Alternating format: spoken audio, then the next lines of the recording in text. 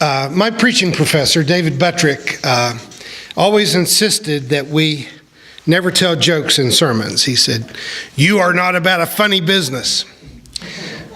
But in light of the fact that George Buttrick is not here today, and that we just had our St. Patrick's Day, I'd like to share my favorite Irish joke. An unsuspecting American tourist goes to a pub in Belfast and sits down to drink. And of course, Irish are always kind of looking for fresh meat for a new fist fight. So an Irishman, let's call him Paddy. What else are they called? Paddy walks up to him and says, "Since this is your first time here, we'd kind of like to know, are you a Catholic or a Protestant?" And he says, "Well, I'm an atheist," which is not a word that Paddy was used to hearing. So Paddy goes back and confers with his friends. They whisper and nod for a while, and then he comes back up and says, "If it wouldn't be too much trouble, is it the Catholic God you don't believe in or the Protestant God?"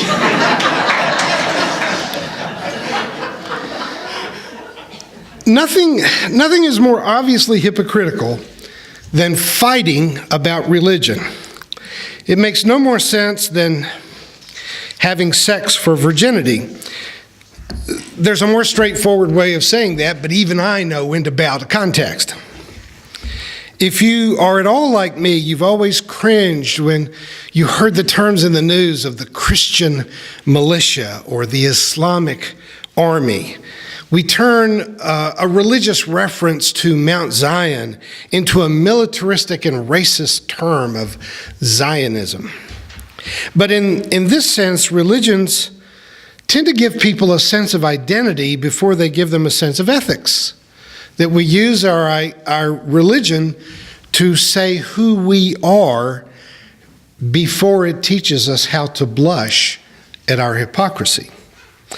These are not good Muslims who are becoming terrorists, that should be obvious, just as these are not idealistic good Presbyterians who put on white robes with pointed hats in the KKK.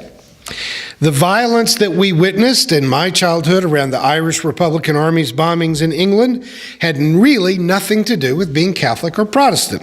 They had everything to do with the Irish not wanting to be ruled by the English, and any American who can't sympathize with that needs to go back for a refresher course in American history.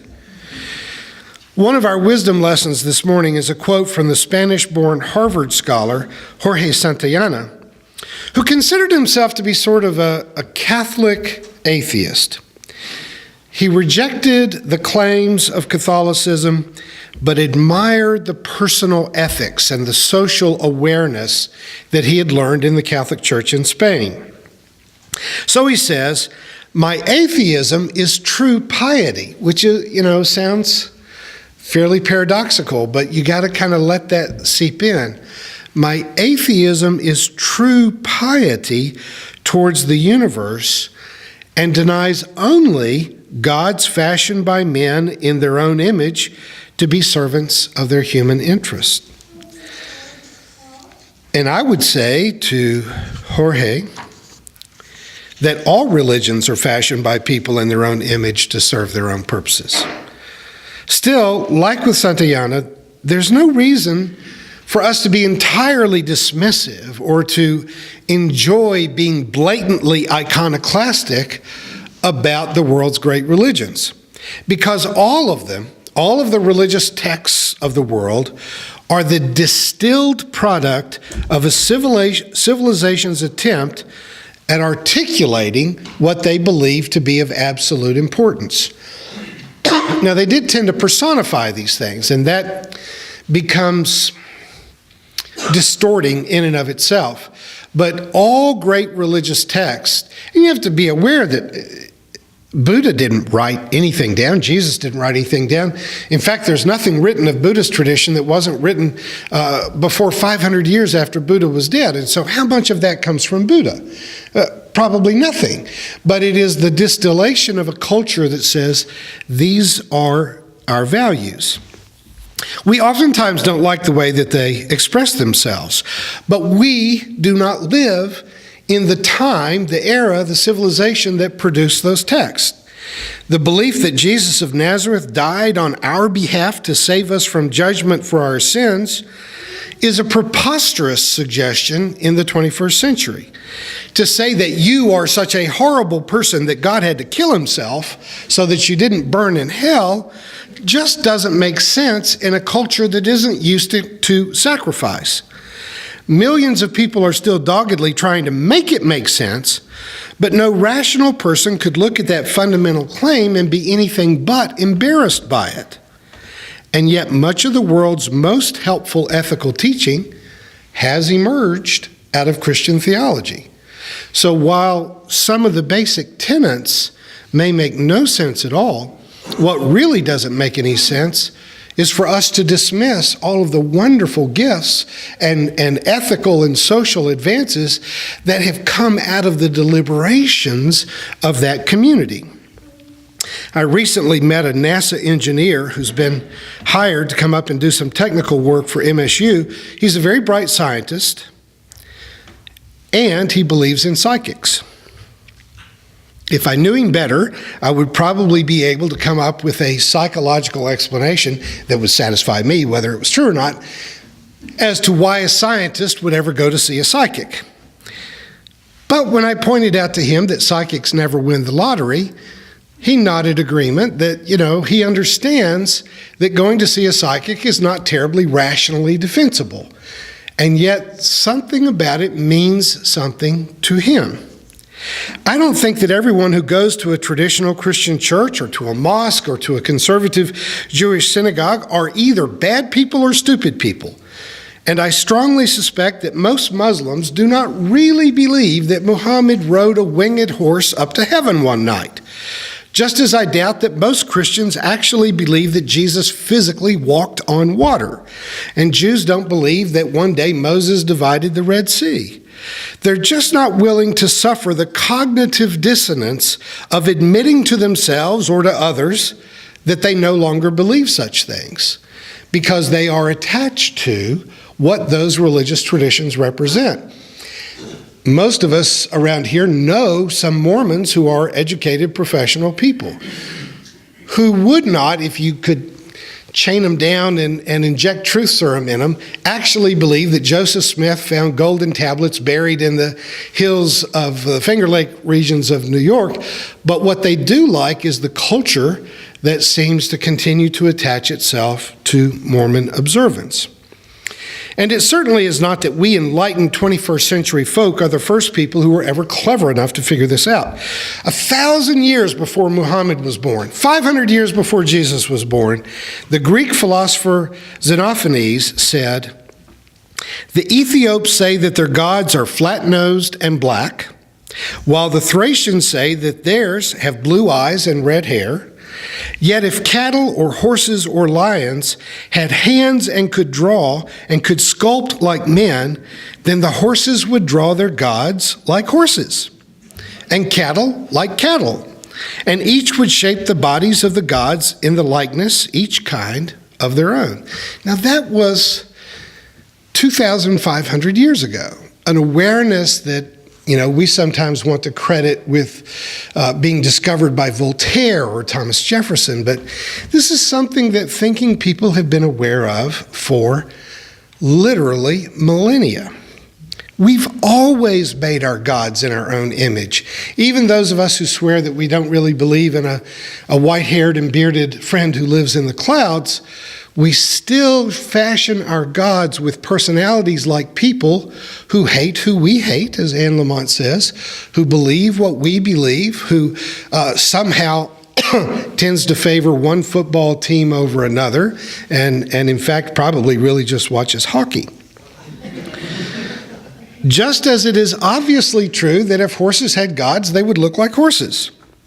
We have endowed the gods of our creation with the values that we hold dear.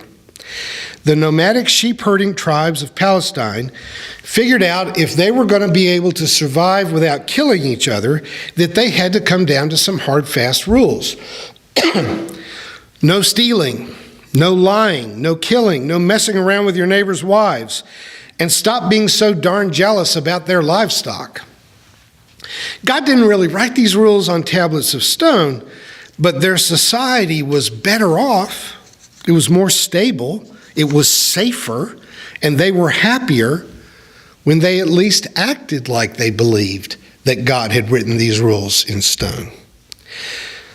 What I believe actually motivated the creation of all of the great world religions was a desire both to understand the meaning of our existence, with the awareness that we die, and to find some way to make living better, to make the world for ourselves and for others better. It's not so much true any longer, but for many, many generations, parents felt compelled to raise their children in church, even if they hadn't been to church for 20 years. When they had kids, they felt like they needed to take their children to church because religion, with its special guilt and fear, is what harnessed and civilized our more basic instincts. It's religious guilt that keeps your daughters from getting pregnant in high school. It's religious guilt that keeps your sons from drinking too much or using drugs. It is religion that harnesses our impulses to steal, to lie, to kill, to screw around, or being generally horrible human beings. Even if it's a pathway to the presidency, we want somehow to avoid that. You think about it, very few parents ever wanted their kids to be anything more than a nominal Christian. If you take religion too seriously, if you get too involved, or like me, you change your major in college to religious studies, that's not often applauded. People really only like nominal Christians because no one likes fanatics of any ilk.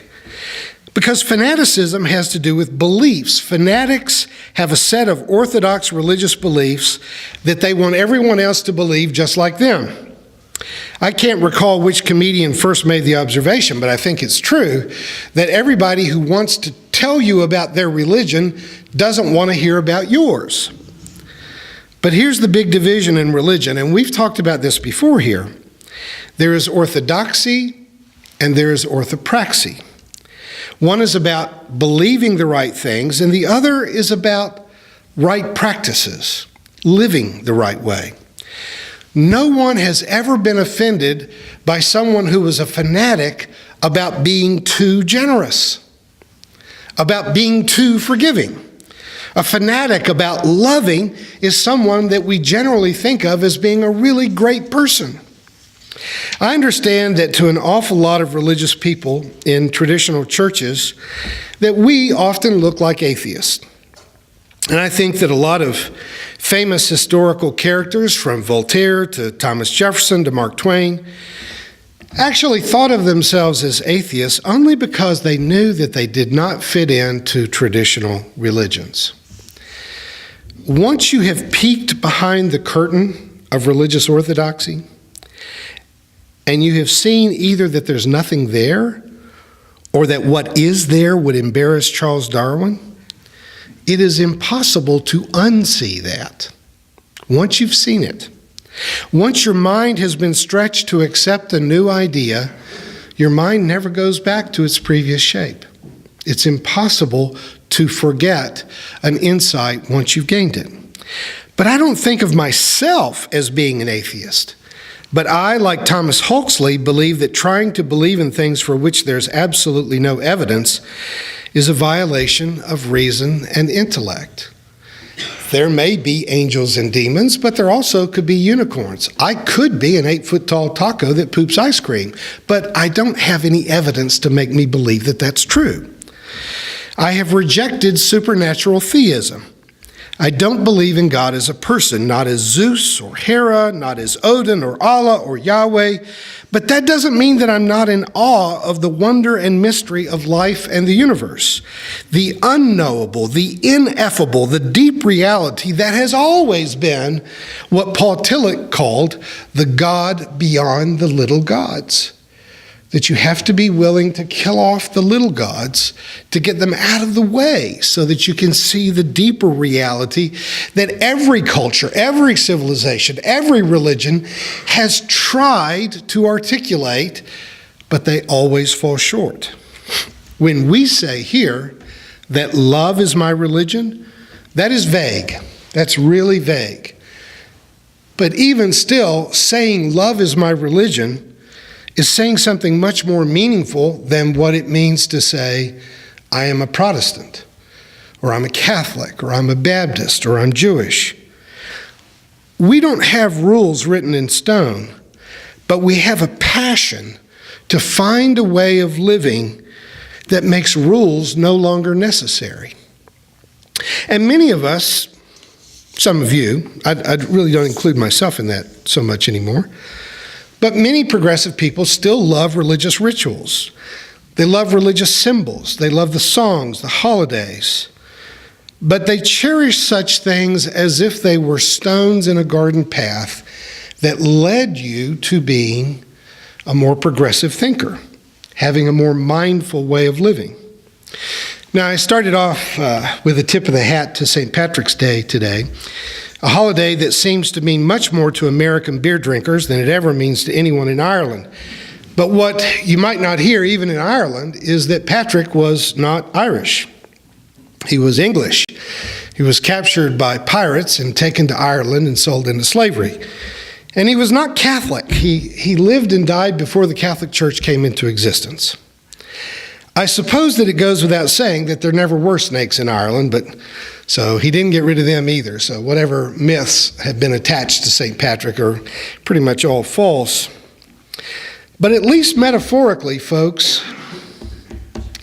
there are snakes in organized religion.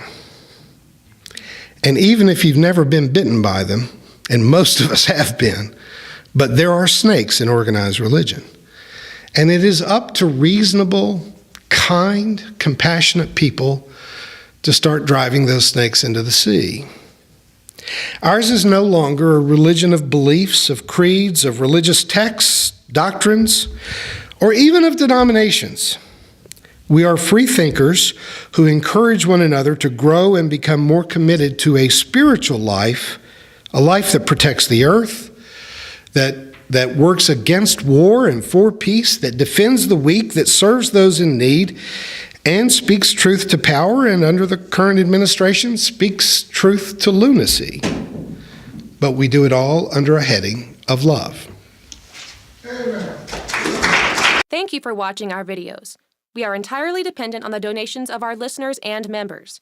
We hope that you find this content to be important enough to help us to keep offering these videos to the public at no charge by becoming a regular contributor. Please click on the donate button on our website at www.spfccc.org. Thank you for your support of progressive religious programming.